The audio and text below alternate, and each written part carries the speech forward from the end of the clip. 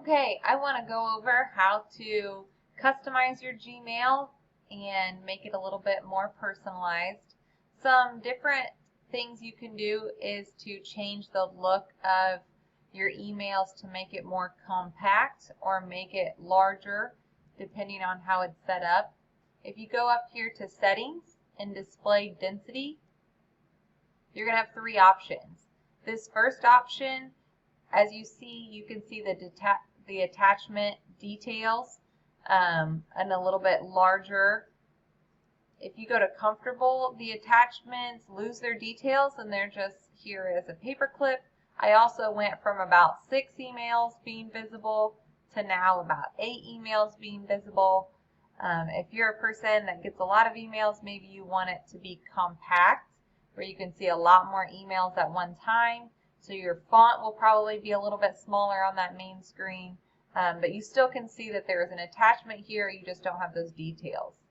So I'm going to go ahead and click OK. See how it got a little bit smaller here.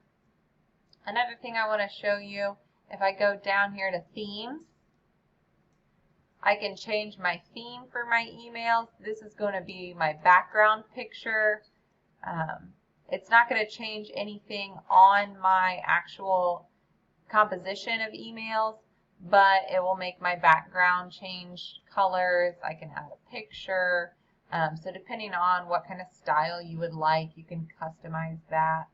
Go ahead and click OK. Got some rocks going on. If I click settings and I click settings again, there are a couple things I can do I would like to show you.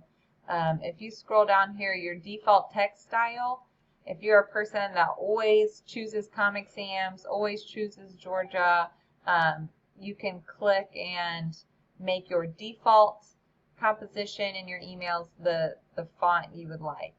You can change the size, you can change the color, and that will make it your default. When you're in your composition, you can always change it there as well if you want to make it look different, but that is an option. If I scroll down here, this is where I would create a signature. I know I wrote a little bit about that earlier. You click Create New. You have to name your signature. So maybe I'll have a work one, maybe I'll have a personal one, and then I'm going to edit it right here.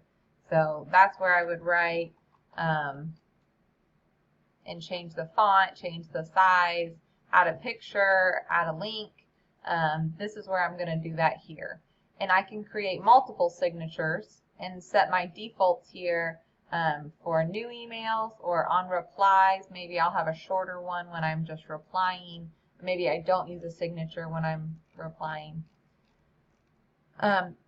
If I go over here to inbox, this is a little bit different way to organize. If you always wanted your important or starred emails on top, if you always wanted your unread emails on top, here's where you would make that change. And then also if I go up to the top to themes, this is another place where I can set my theme, just like I did before. Go ahead and hit cancel. One other thing that I would like to show you, if you are, oh, I made some changes, but that's okay. If you're in your email and you might notice that you don't have a way to organize it based on last name like we did before. What you're going to have to do is come up here to the search and type in that last name and